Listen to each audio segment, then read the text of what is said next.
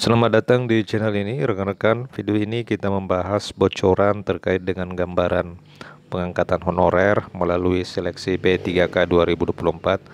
Info ini berasal dari orang dalam. Honorer wajib memahami 3 aturan baru ini terkait dengan pedoman pengangkatan honorer menjadi P3K tahun 2024. Informasi selengkapnya ditonton secara lengkap video ini. Sebelum kita membahas hal itu, bagi rekan-rekan yang baru pertama kali menemukan channel ini, silakan tekan tombol subscribe dan nyalakan tombol lonceng untuk terus mendapatkan informasi-informasi terbaru seputar tenaga honorer, P3K, dan pegawai negeri sipil. Rekan-rekan, sejumlah aturan yang berlaku pada tahun-tahun sebelumnya dipastikan tidak lagi berlaku pada seleksi P3K 2024. Pertama, bahwa seluruh honorer dipastikan bisa mengikuti pendaftaran P3K 2024 atau seleksi P3K.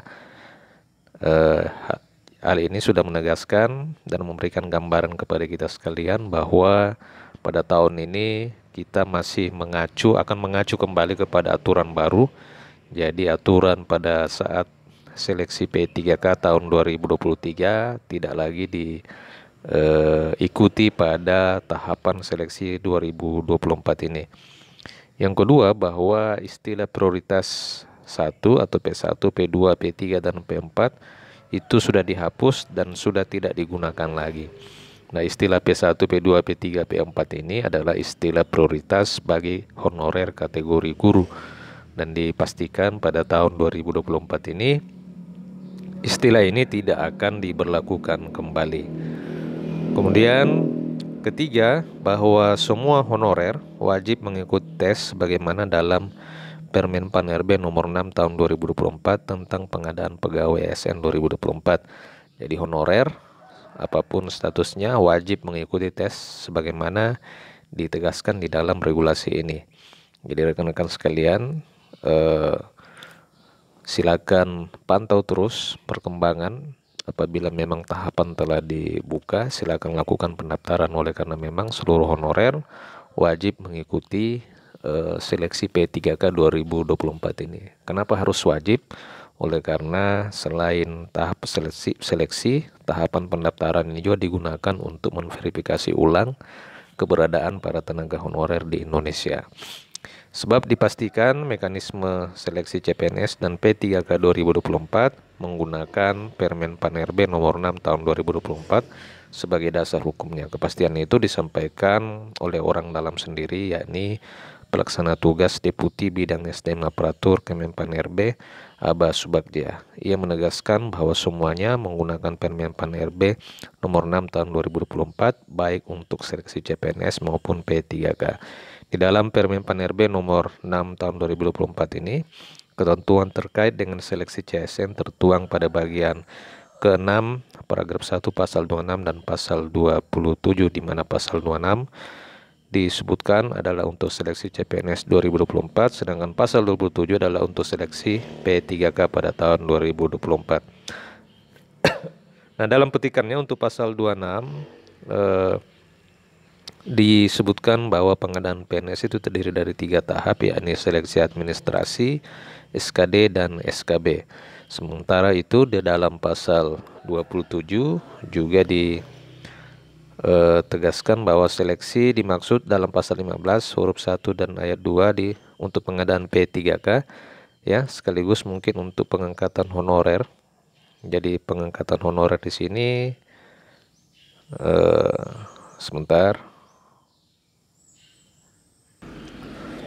Jadi untuk pengangkatan honorer ini tetap mengacu kepada pasal 27, di mana disebutkan bahwa seleksi sebagaimana dimaksud dalam pasal 15 ayat 1 huruf A dan ayat 2 huruf D untuk pengadaan P3K itu terdiri atas 2 tahap, yakni seleksi administrasi dan seleksi kompetensi.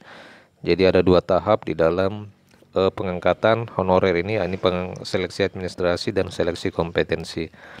Untuk seleksi administrasi sendiri sebagaimana dimaksud dalam pasal 26 dan pasal 27 itu bertujuan untuk mencocokkan kesamaan kualifikasi dengan dokumen yang ada. Jika dokumen yang disertakan saat pendaftaran tidak sesuai, maka pendaftar dinyatakan tidak lulus seleksi administrasi. Jadi rekan-rekan perlu dari sekarang menyiapkan dokumen pendukung di dalam pengangkatan honorer ini agar supaya rekan-rekan bisa lolos dalam tahapan seleksi administrasi ini.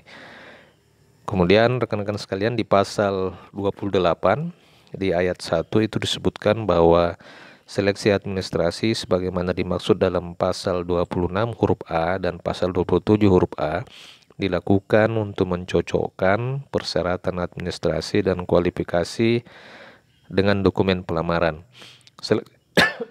Seleksi administrasi sebagaimana dimaksud pada ayat 1 ini dilaksanakan oleh panitia seleksi instansi pengadaan pegawai ASN. Jadi untuk seleksi administrasi itu memang dilakukan dan dilaksanakan oleh panitia dari pemerintah daerah masing-masing ya, dari panitia instansi. Jadi bukan BKN, akan tetapi dari panitia lokal ya, panitia dari instansi daerah masing-masing. Jadi rekan-rekan sekalian, rekan-rekan bisa mengkoordinasikan jika memang ada kendala dalam administrasi, bisa koordinasikan dengan panitia instansi terkait dengan kendala administrasi yang rekan-rekan hadapi, agar supaya rekan-rekan bisa lolos dalam tahap administrasi pada pengangkatan P3K pada tahun 2024 ini. Nah, di ayat 3 disebutkan bahwa panitia seleksi instansi pengadaan pegawai ASN harus mengumumkan hasil seleksi administrasi secara terbuka dalam hal dokumen pelamaran sebagaimana dimaksud pada ayat 1 tidak memenuhi persyaratan administrasi, pelamar dinyatakan tidak lulus seleksi administrasi. Jadi untuk hasil seleksi administrasi harus diumumkan secara terbuka, dan apabila tidak lulus dalam seleksi administrasi maka dinyatakan tidak lulus ke tahap selanjutnya. Kemudian pelamar yang telah diumumkan lulus seleksi administrasi bisa mengikuti seleksi kompetensi dasar untuk pengadaan PNS ataupun seleksi kompetensi untuk pengadaan pegawai pemerintah dengan perjanjian kerja. Jadi rekan-rekan, itu tahapan dari seleksi yang akan diikuti oleh para tenaga honorer di dalam pengangkatan P3K di tahun 2024 ini. Jadi rekan-rekan, dari hasil seleksi administrasi itu tentu ada masa sangga yang rekan-rekan perlu lewati apabila memang hasilnya tidak sesuai dengan kondisi yang ada. Jadi rekan-rekan bisa memanfaatkan masa sangga itu untuk mengklarifikasi terkait dengan hasil pengumuman seleksi administrasi.